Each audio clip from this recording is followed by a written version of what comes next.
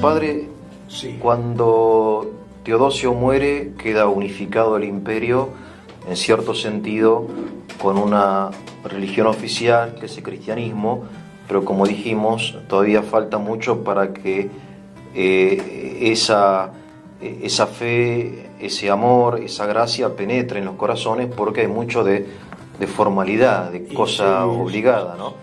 Pero aparece una realidad muy auténtica, quizá la más auténtica, que es el monaquismo, que es el intento de vivir el Evangelio, me parece a mí, a fondo, con toda la radicalidad que exige Cristo, ¿no? Sí, señor. Y parece que tiene mucho éxito en esa época. Bueno, por empezar, ves, los herederos de Teodosio fueron Arcadio en el oriente. Arcadio. En el oriente, Sí. ya era un muchacho adulto, y en el occidente Honorio, que era una criatura de 10 años u 11, una cosa así, tenía como regente al general Stilicón. Bueno, mientras vivió Stilicón, el imperio anduvo. Cuando lo mataron, el imperio occidental empieza en rápida decadencia. Ahí fue justamente que el monaquismo vino como salvador del imperio por sus fundaciones, la extensión de estas fundaciones que pudieron resistir a los bárbaros que entraban o a los mismos ciudadanos que iban derribando el sistema imperial, porque no había una autoridad central que lo sujete. Claro, entiendo yo que el problema de la monarquía reside en que mientras hay un buen rey, todo funciona, pero desaparecido el rey, que es el que le tiene que poner la firma a todo, y sí, ya todo el sistema desaparece. Precisamente, si me permite una intervención, estaba leyendo acerca de la caída del zar Nicolás II en el siglo XX, el año 17, creo que en marzo él renuncia. Renuncia el 2 de marzo, El 2 de marzo del 17. Bueno. 17. Y como él firmaba hasta el último nombramiento en alguna lejana provincia del imperio, cuando él deja de estar, no solamente él, sino no hay ya la monarquía deja de existir.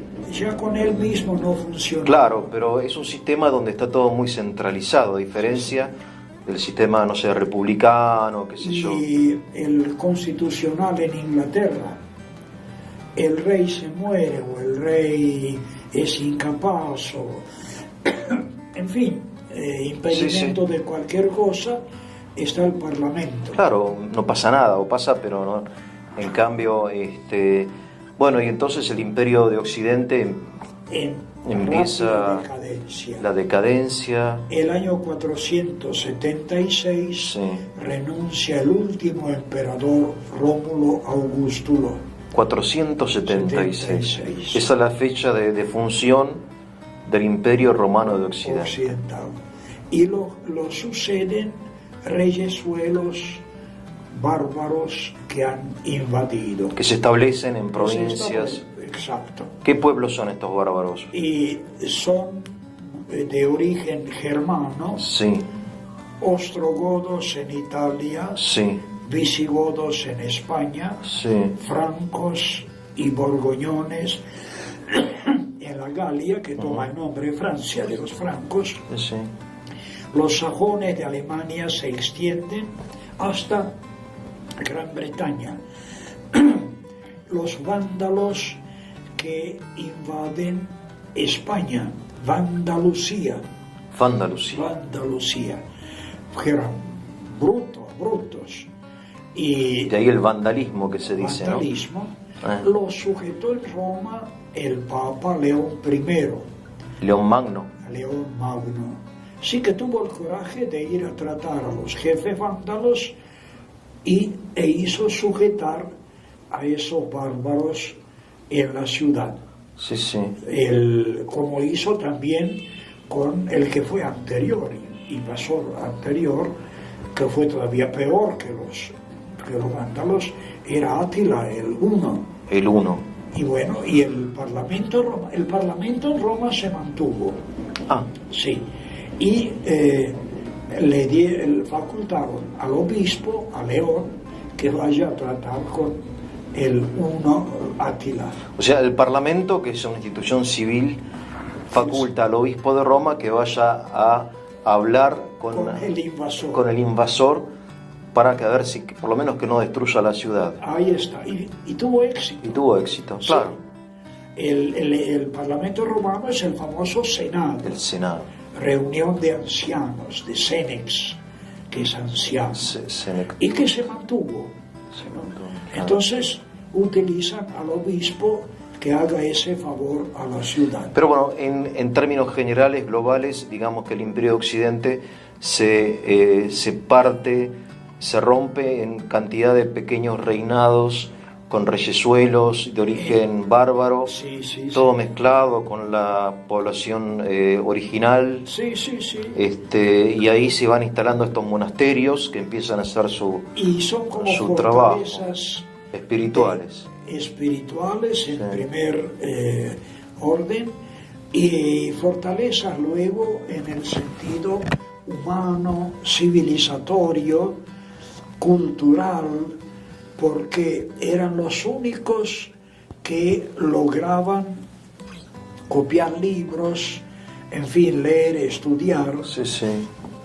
Donde había diócesis que se mantenían en pie, como Milán, por ejemplo, bueno, el obispo organizaba alrededor suyo una vida civilizada. Pero donde no lo había, bueno, el monasterio que estaba quién sabe en dónde, bueno, por ahí empezaba una vida humana normal. Y eso es el inicio de la reconstrucción de la Europa medieval y moderna, digamos, ¿no? Ahí nace lo que llamaron aquí nuestros militares que, en fin, alardeaban mucho de ese término, una civilización occidental y cristiana. Y era cierto. ¿No? En eso tuvieron razón, que eso se generaliza en el occidente que estaba descalabrado en absoluto. Por ejemplo, los famosos caminos romanos eran abandonados y quien viajaba, pobre de él, no tenía que arreglarse de cualquier manera. Cuando llegan los españoles aquí, ya es final de la Edad Media, ¿no? Y van a ver los caminos de los incas, eso era algo que Europa no tenía. Mire qué interesante, ¿no? Claro, en cambio, en Europa se había abandonado. En el Oriente, en cambio, se mantuvo todo lo que se pudo. Aunque después vienen también invasiones, por ejemplo, los búlgaros que establecen su reino al nordeste de Constantinopla. Sí, bueno, la historia de Europa es historia de guerra. No hay un momento, no hay un siglo donde no haya guerras. Mismo Constantinopla continuamente está guerreando con los búlgaros, después viene el Islam en el siglo VII y de ahí hasta el siglo, hasta la caída ya definitiva. Los húngaros. Por eso, siempre guerra. De allí que la Unión Europea actual, sí, que muchos admiramos, yo entre otros lo admiro, no acepto todo lo que tratan ciertos personajes de imponer en Europa, ¿no? O de propagar. Pero eso es una idea que hace siglos debía haber sido practicada. De hecho, los fundadores de la Unión Europea, algunos, por ejemplo, fueron católicos fervientes. Alcide de Gasperi. De Gasperi, en Italia.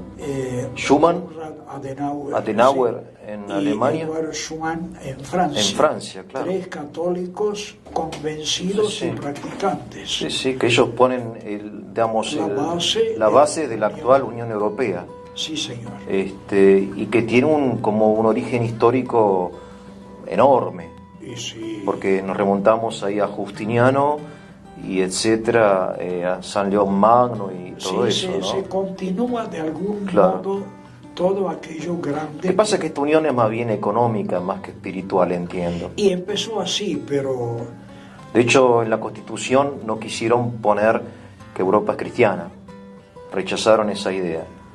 porque además de esos tres personajes, Sí, hubo otros que intrigaban por debajo, sí, sí, sí. ¿no?